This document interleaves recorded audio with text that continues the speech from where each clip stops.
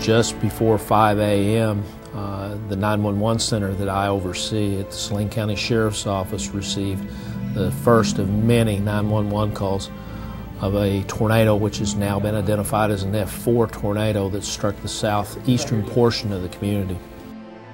Upon arrival in that area, it was obvious that the damage and the number of items that we were dealing with and the issues being dealt with exceeded the manpower that both Harrisburg Police Department and Saline County Sheriff's Office had.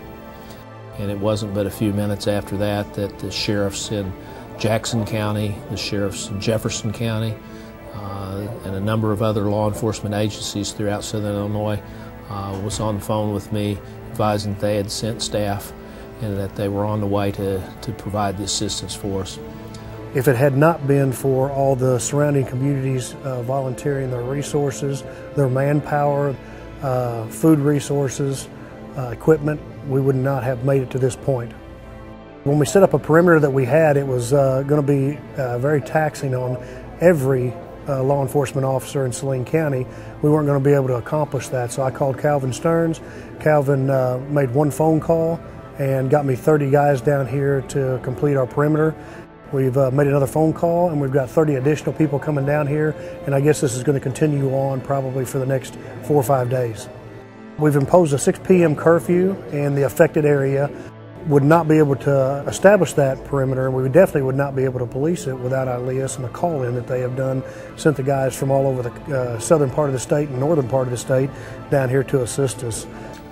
Well, it's a wonderful feeling to have other agencies come to your aid when you are facing an issue that far outweighs what you've got and assets to be able to put in place to make something happen for your community.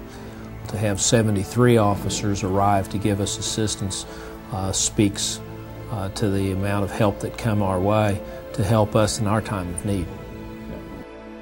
Well, it's obvious with the amount of manpower and resources that we've needed to deal with something like this, there's not a city in anywhere that I have been that would be able to tackle an incident like this without having ILEAS's intervention. Their manpower, their know-how, their networking skills, all of that stuff comes into play when you're trying to deal with an incident of this magnitude, and we've just been very fortunate and very blessed to have ILEAS as our partner in this.